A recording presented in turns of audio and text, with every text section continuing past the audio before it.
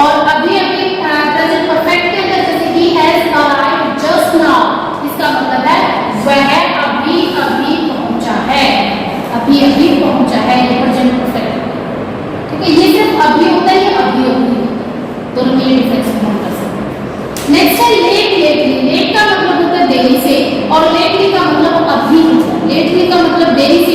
तुम ये सोचो जी इसके पीछे एडवाई लगी तो ये एडवर्ब हो गया और इसके पीछे एडवाई नहीं लगे तो ये एडजेक्टिव हो गया ना, है दोनों एडवर्ब।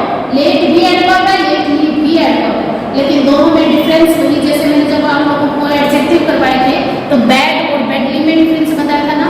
बैड का मतलब बुरा होता है और बैडली होता है बुरी तरीके से। जैसे मैंने एग्जांपल दिया था, मतलब अगर हम स्मेल कर पा रहे हैं, अगर हम किसी चीज को स्मेल कर पा रहे हैं, जैसे कहते हैं कि मुझे बदबू आ रही है तो उसकी इंग्लिश बनेगी आई स्मेल बैड।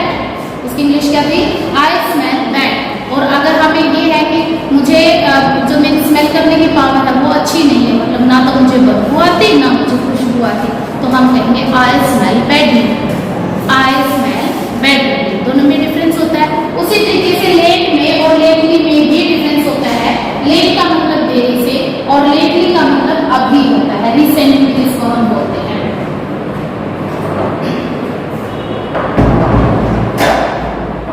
तो हम एग्जांपल से करेंगे, जैसे he came late today, he came late today, वह आज लेट आया। ठीक है, वह आज लेट आया, तो लेट की लेट लगा दी। इसका मतलब है he has come lately, यानी वो अभी आया है, रिसेंटली आया, अभी की लेट हो गया है लेकिन अभी आया, रिसेंटली की सेंस है। यहाँ लेट का मतलब लेटली का मतलब लेट, रिसेंटली अभी आया। आप ये भी कह सकते हो he has come just now, वो अभी अभी आया है। आप ये भी कह सकते हो he has come recently, आप ये भी कह सकते हो he has come late। ठीक है जी, तीनों बार हो सकता है, ये हो सकता है। नेक्स्ट है हमारा हार्ड और हार्ड। हार्ड का मतलब होता है कठिन, जो मुश्किल होता है, और हार्ड का मतलब मुश्किल से। दोनों में क्या डिफरेंस है? ये पॉजिटिव सेंस देगा, ये नेगेटिव सेंस देता है। अब दोनों में क्या डिफरेंस है? जैसे he works hard, इसका मतलब हुआ वह कड़ी मेहनत करता है। he works hard, वह कड़ी मेहनत करता है। और इसका मतलब he works hardly, इसका मतलब वो मुश्किल से कोई काम करता है, वो करता ही नहीं काम।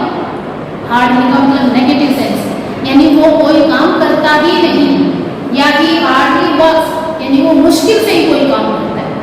अगर आपको इस सेंस में कहना है कि वो कोई काम नहीं करता तो इंग्लिश बनेगी he hardly works या he works hardly। और अगर आपको ये कहना है कि वो कठोर मेहनत करता है तो he works hard।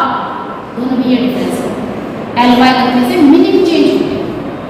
दोनों होती दोनों एड। ठीक है, नेक्स्ट है हमारा मोस्ट।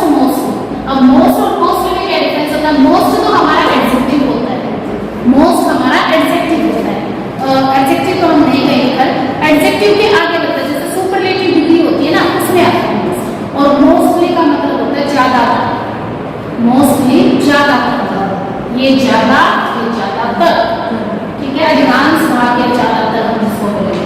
जैसे एग्जांपल से समझेंगे, he is the most intelligent student of all, यानी वो सभी में सबसे ज्यादा इंटेलिजेंट स्टूडेंट है। यहाँ मोस्ट सबसे ज्यादा इंग्लिश, ठीक है। और ज्यादातर कहना, जैसे अगर हम यहाँ बात करते मान लो हमारे इंस्टीट्यूट के अंदर हम कहें कि ज्यादातर जो बच्चे हैं ना वो गांव से, तो उन ज्यादातर की इंग्लिश मोस्टली लगेगी, मोस्ट नहीं लगेगी। Mostly students are from rural area, mostly students, ठीक है, मोस्ट स्टूडेंट्स नहीं लगेगी इंग्लिश। नेक्स्ट है हमारा जैसे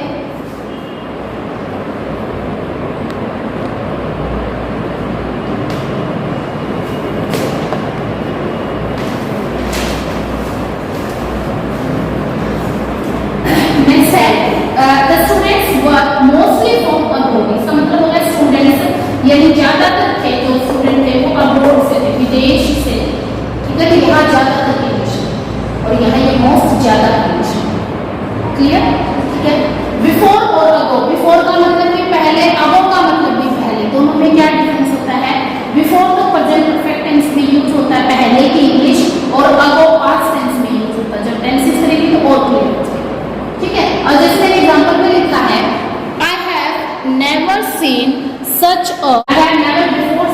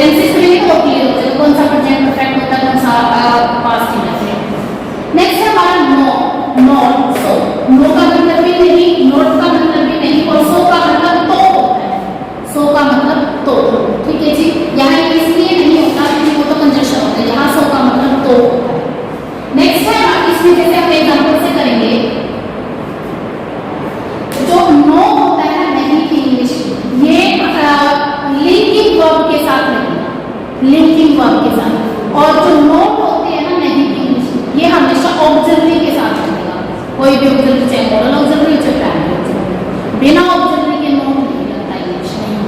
और जो नो होता है वो ऑक्सिलरी के साथ होता है। अब जैसे हम करते हैं ऑक्सिलरी तो हम कर चुके हैं, यानी ऑक्सिलरी कौन सी होती है, is, am, are, was, were, has, have, ठीक है, ये हमारी ऑक्सिलरीज होती हैं। तो इसमें अब जैसे यहाँ पे है I have no pen, I have no pen, यहाँ है हमारी लिंकिंग वर्ब बन के आई है क्योंकि इसके पीछे दूसरी कोई वर्ब नहीं है, ठीक है, एक्शन वर्ब नहीं है, तो यह लिंकिंग वर्ब इसलिए नहीं, इंग्लिश नो लगेगी, नॉट नहीं लगेगी, ये नहीं कह सकते आई हैव नॉट, ठीक है। नेक्स्ट है हमारे पास I have not any pen. अब यहाँ हैव नॉट एनी है तो तुम लगा देना, पेन के आगे एनी लगा दिया फिर तो ठीक है, नोट लगा सकते, पेन के आगे अगर एनी लग गया तो नोट लगा सकते, क्लियर होगी बात। नेक्स्ट है he does not have any pen. अब यहाँ डज अभी हमारी ऑक्सिलरी बन जाएगी, मेन वर्ब यहाँ पे हैव है, ठीक है, तो नहीं इंग्लिश नोट लगा सकते, ठीक है।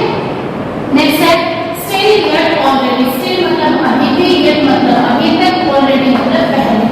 अब तो तीन भी क्या मतलब इसका मीनिंग से पता चल रहा है, अभी भी यानी स्टिल असलीफ, वह अभी भी सोया हुआ है, वह अभी भी सोया हुआ, तो स्टिल आ जाएगा। येट अभी तक हो गया और ऑलरेडी पहले, ये तो अलग से डिफरेंस, ठीक है। नेक्स्ट है हमारा फेयरली रैदर। फेयरली और रैदर में क्या डिफरेंस होता है, देखो फेयरली भी अच्छा होता है, रैदर भी अच्छा होता है, दोनों में क्या डिफरेंस होता है, ये अच्छी सेंस, गुड सेंस में अच्छा और रैदर बैड सेंस में अच्छा।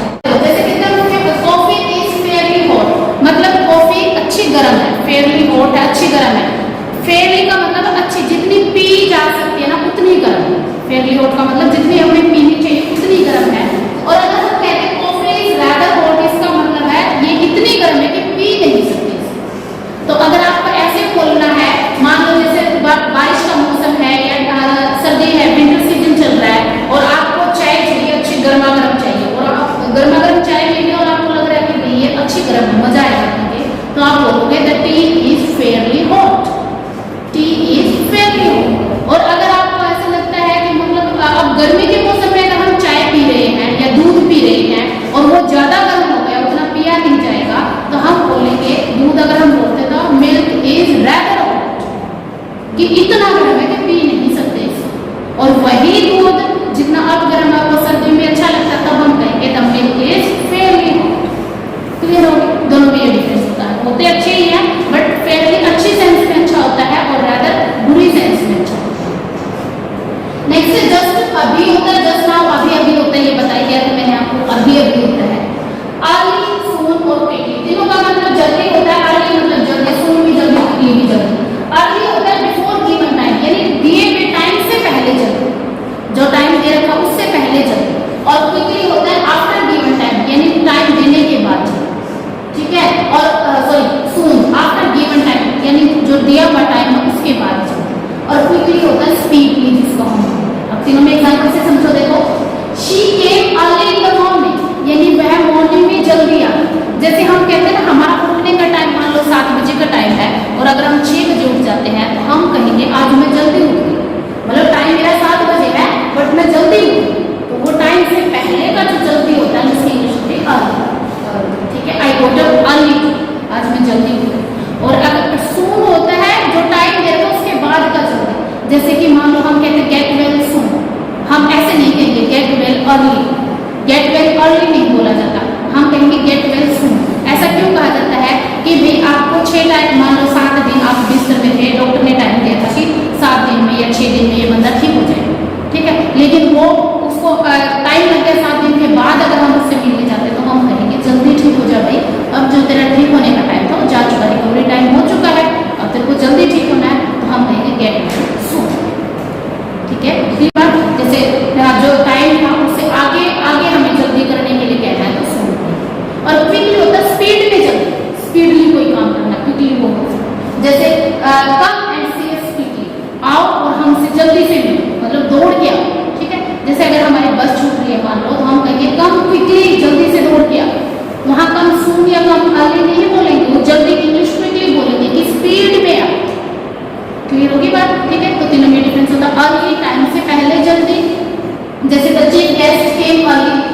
गेस्ट जल्दी आ गए, उनका टाइम था 7 बजे का लेकिन वो 6 बजे पहुंच गए तो जल्दी पहुंच गए। ठीक है, सोन का मतलब जो टाइम हो चुका उसके बाद जल्दी करने के लिए कहते हैं भी कि जैसे मान लो हमारा छुट्टी का टाइम है 3:30 या 4 बजे छुट्टी हो जाती है, उसके बाद भी आप क्लास में बैठे कोई काम रहेगा तो जल्दी कर, मतलब जो टाइम था वो तो हो चुका। या एग्जाम टाइम है, जैसे मान लो पेपर चल रहा है आपका 3 घंटे का टाइम था और अभी सिर्फ 5 या 7 मिनट बचे कि टाइम होने वाला, जल्दी कर, तो उसकी जल्दी के लिए सून कहेंगे। ठीक है, या स्पीड के लिए क्विकली भी कह सकते, सून तो नहीं कहेंगे, क्विकली कहेंगे, जल्दी कर, भाई टाइम होने वाला हो गया, जल्दी कर, क्विकली। क्लियर होगी बात? तो इतनी डिफरेंस था। तो ये हमारी मेजर मेजर सी एडवर्ब्स थी कि इनमें हमें मतलब वही मीनिंग लगभग सेम होते हैं लेकिन किसको कहाँ यूज करना है ये हम कर चुके हैं। ठीक है, एक वो होता है, थोड़ा सा बताती हूँ, जैसे मैंने तुम्हें पोजीशन बताई थी एडवर्ब्स की कि कौन सी एडवर्ब कहाँ आती है। जैसे मान लो हमने adverb of manner, adverb of time, adverb of place, तो सब्जेक्ट सॉरी वर्ब के बाद आता है। ठीक है, अगर वर्ब के बाद ऑब्जेक्ट है तो ऑब्जेक्ट के बाद आएगा। ठीक है, लेकिन कुछ एडवर्ब्स होते हैं जो स्टार्टिंग में भी आ जाते हैं, जैसे मान लो हम कहते हैं tomorrow is a holiday, tomorrow is a holiday मतलब कल छुट्टी है। वैसे तो टुमारो एडवर्ब ऑफ टाइम, कल एडवर्ब ऑफ टाइम होती है, आने को चाहिए वर्ब के बाद, लेकिन शुरू में आ जाता है। ऐसा क्यों होता है? ऐसा इसलिए होता है कि हमें कल पे ज्यादा फोकस करना है कि कल छुट्टी है, कल के ऊपर ज्यादा फोकस किया गया है, तो इसलिए हम इस टुमारो को आगे लगा सकते हैं। ठीक है, क्लियर होगी बात? एक ही वर्ड को आगे पीछे लगाने से मीनिंग भी चेंज हो सकता है। जैसे अगर हम बात करते हैं एक वर्ड होता है ओनली, जैसे मैंने आप लोगों को ये पोजीशन करवाई है कि कौन सी एडवर्ब कहाँ आएगी, ये बहुत इंपॉर्टेंट होती है सेंटेंस को मीनिंगफुल बनाने के लिए। अब जैसे अगर हम ओनली की बात करते हैं, ओनली का मतलब होता है केवल। ठीक है जी, अब इन तीनों सेंटेंसेस में मैंने ओनली को यूज किया है। अब तीनों सेंटेंसेस का मीनिंग अलग अलग है, वर्ड वही है, एडवर्ब भी होता है ओनली, एडवर्ब वही है, लेकिन एक कहीं आया एक कहीं आया, तो इसका मतलब इनका मीनिंग चेंज हो जाएगी इस ओनली को चेंज करने से। इसलिए आप लोगों को पोजीशन बताई जाती है कि कौन सा एडवर्ब या कौन सा जो पार्ट्स ऑफ स्पीच है कहाँ पे लगाना है। अगर सही नहीं लगाओगे तो उसका मीनिंग चेंज हो जाएगा, जो बात हम कहना चाहते हैं वो नहीं कह पाएंगे। अब जैसे ये सेंटेंस है ओनली शी कैन स्पीक, इसका मतलब है केवल वह बोल सकती, ओनली शी कैन स्पीक, केवल वह बोल सकती है और कोई नहीं बोल सकता। यानी ओनली शी कैन स्पीक, केवल वह बोल सकती है। अभी सेंटेंस में शी कैन ओनली स्पीक, इसका मतलब है वह केवल बोल सकती है और कुछ नहीं कर सकती। शी कैन ओनली स्पीक, वह केवल बोल सकती है। क्लियर होगी बात? अब थर्ड में शी कैन स्पीक ओनली, इसका मतलब है वो सिर्फ बोल सकती है और कुछ नहीं कर सकती। यहाँ सेकंड सेंटेंस में इसका मतलब है शी कैन ओनली स्पीक, मतलब सिर्फ बोल सकती है, सुन नहीं सकती, या फिर सुन कह सकते, सुन नहीं सकती, गा नहीं सकती, सिर्फ बोल सकती है, ये कहना चाहता है, सुन नहीं सकती वहाँ।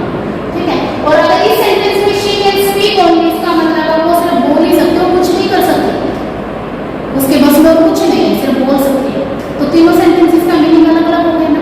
यहाँ इसका मतलब बना केवल वह बोल सकती है और कोई नहीं बोल सकता, सिर्फ वो बोलेगी, सिर्फ वह बोल सकता है, कोई नहीं बोलेगी। ठीक है, यहाँ इसका मतलब हो गया वो सिर्फ बोल सकती है, सुन नहीं सकती। ठीक है, गा नहीं सकती, सुन नहीं सकती, देख नहीं सकती। और यहाँ इसका मतलब हो गया वो केवल बोल सकती है, इसके अलावा कुछ नहीं कर सकती। तब इस ओनली को अगर इसकी पोजीशन हम चेंज कर देंगे तो इसकी पोजीशन चेंज होने से मीनिंग चेंज हो गया सेंटेंस का। समझ में आई बात? तो इस तरीके से हम सेंटेंस में एडवर्ब्स तभी मैंने पोजीशन से बताई है कि कौन सी एडवर्ब कहाँ लगती होती है, ताकि हम उसको जो हम कहना चाह रहे हैं वो सेंटेंस अच्छे से बन सके। क्लियर? तो ये हमारी एडवर्ब्स होगी, आज इतना ही काफी।